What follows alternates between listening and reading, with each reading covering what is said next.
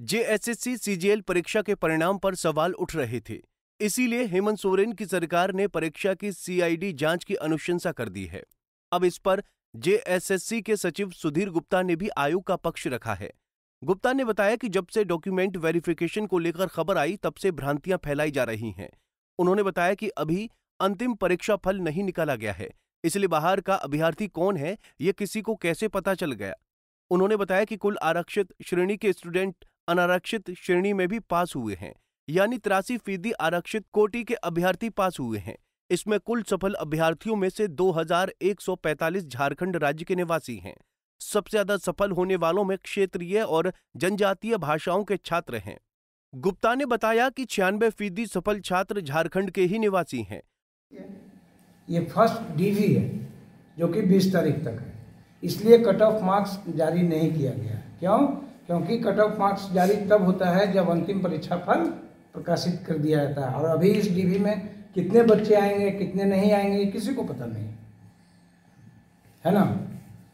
दूसरा, ये अफवाह फैलाया जा रहा है कि झारखंड राज्य के बाहर के अभ्यर्थियों को बड़ी संख्या में सफल कर दिया गया है, जो कि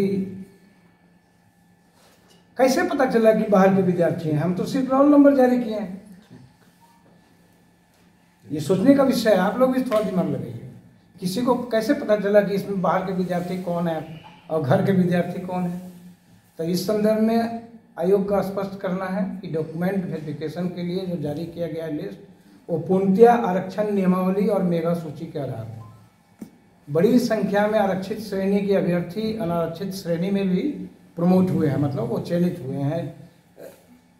और उसमें आप जब देखेंगे, जब हम लोगों ने एनालिसिस भी किया है इसका, तो उसमें अनुसूचित जनजाति के लगभग 30%, अनुसूचित जाति के लगभग 12%, अत्यंत पिछड़ा वर्ग अनुसूची 1 के लगभग 22% और पिछड़ा वर्ग 2 के लगभग 19%। इस तरह से लगभग 83% जो है आप कह सकते हैं कि लोग सफल हुए हैं। अब इसी से आप अंदाज लगा लीजिए कि जो लोग भ्रम फैला रहे हैं समाज में या विद्यार्थियों के बीच में, वो किस आधार पर भ्रम फैला रहे हैं।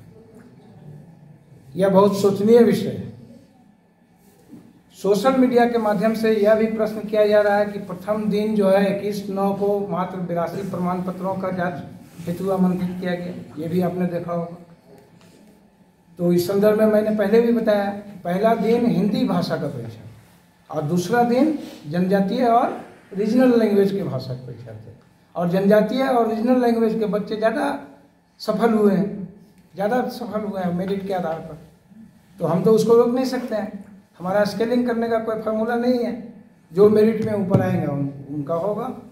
और इसका जब परसेंटेज देखेंगे तो लगभग 88% है। तो ये भी समझिए एक अच्छी बात है कि आप रीजनल लैंग्वेज को बढ़ावा मिलता है। प्रमाण पत्र की जांच के लिए कुल 2231 उम्मीदवार आमंत्रित किए गए हैं, जिसमें 2145 लगभग 96% झारखंड राज्य के निवासी। 2235 उम्मीदवार आमंत्रित किए गए हैं, जिसमें लगभग 2145 झारखंड राज्य के निवासी। एड्रेस डेटा क्या है। वहीं सुधीर गुप्ता ने बताया कि जो वीडियो वायरल हो रहा है उसमें एडिटिंग की गई है। उन्होंने कहा कि सुबह प्रश्न पत्र वायरल होने की बात बिल्कुल बेबुनियाद है।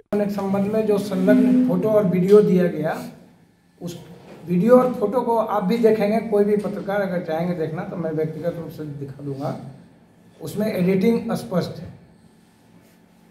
एक तरफ आप कह रहे हैं कि सुबह 7 बजे ही उत्तर वायरल हो गया था, लेकिन जब आप उसको देखेंगे बढ़िया से माइक्रोस्कोपिक ढंग से तो उसमें टाइम दिख रहा है 5:25 PM। तो 7:01 में जब वायरल हो रहा है तो उसमें 5:25 PM क्यों दिख रहा है? उसका है साक्ष्य मेरे पास है, वो भी आपको चाहेंगे तो मैं दिखा सकता हूँ। आयोग के द्वारा दिनांक 16/12 और 20/12 को कुल 2231 अभ्यर्थियों को कॉमन मेरिट लिस्ट से शॉर्ट लिस्ट करते हुए डॉक्यूमेंट वेरिफिकेशन के लिए आमंत्रित किया गया है। परीक्षा में सभी शामिल अभ्यर्थियों के OMR की जांच और अंतिम परिमार्जित उत्तर कुंजी के आधार पर मूल्यांकन किया गया है। इस दौरान जो है विषय कोड में कुछ त्रुटि हो गया था, जिसको हम लोग ऑलरेडी वेबसाइट में पब्लिश भी कर दिए थे। बहुत लोगों ने सुधार कर लिया था, लेकिन कुछ बच्चे सुधार नहीं कर पाए थे, तो उससे उनके रिजल्ट पे कोई असर नहीं पड़ता है, क्योंकि हम लोगों ने निराकरण कर दिया उसका। किसी भी परीक्षा और मूल्यांकन के उपरांत जो है केंद्रवार जिलावार परिणाम का विश्लेषण किया गया। किसी भी परीक्षा केंद्र में विसंगति नहीं पाई गई है।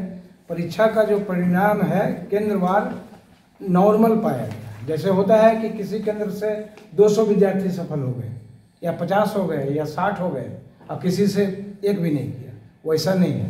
1%, 2%, 3%, मैक्सिमम 10, 5, 100 तक जा रहा है।